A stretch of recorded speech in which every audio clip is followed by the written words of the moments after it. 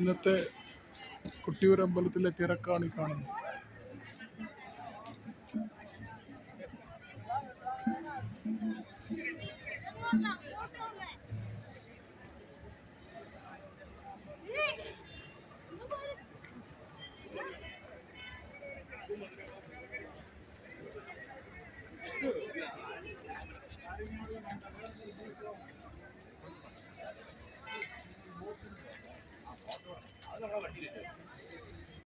അമ്പലനടയിലെ ഒരു പൂക്കടയാണ് ഈ കാണുന്നത്.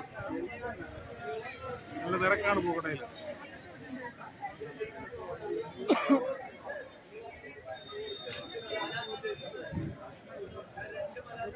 പൂക്കട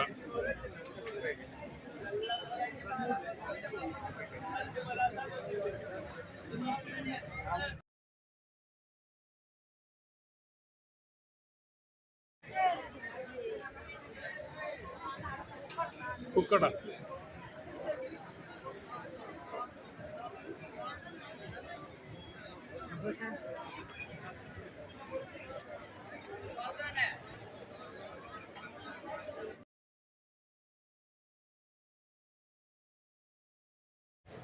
അമ്പലനടയിലെ പൂക്കടയുടെ ഉൾവശത്തു നിന്നുള്ള ദൃശ്യങ്ങളാണ് കാണുന്നത്. പൂ ഉണ്ടാക്കുന്ന ആൾക്കാരെ ഇവിടെ കാണാം. ഏറ്റവും വലിയ പൂക്കടയാണ് അമ്പലനടയിലെ.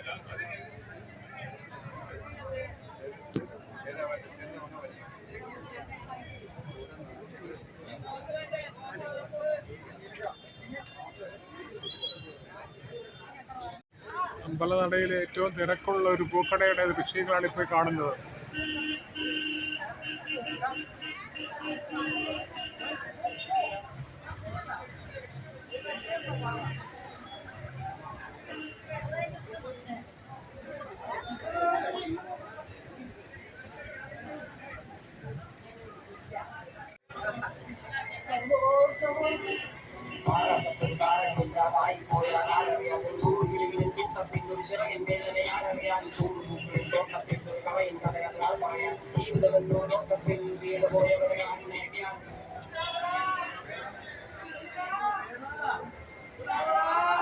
അമ്പലനടയിലെ പൂക്കടയാണ്, ഏറ്റവും വലിയൊരു പൂക്കടയാണ് ഈ കാണുന്നത്.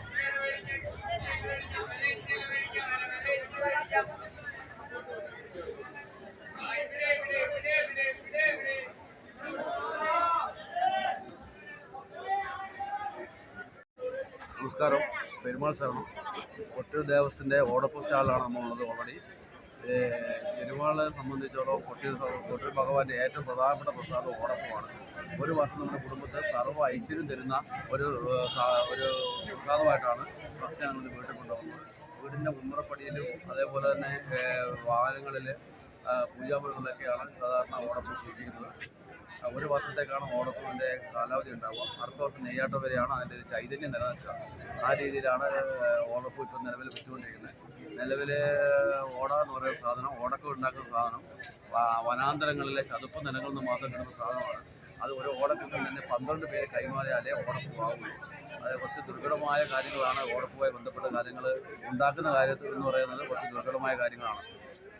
ക്ഷേത്രത്തിലേക്കുള്ള പ്രവേശന കവാടമാണ് ഈ കാണുന്നത്.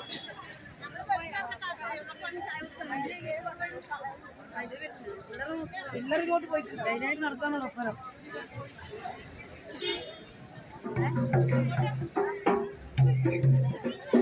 ക്ഷേത്രത്തിലേക്കുള്ള പ്രവേശന കവാടമാണ് കാണുന്നത്.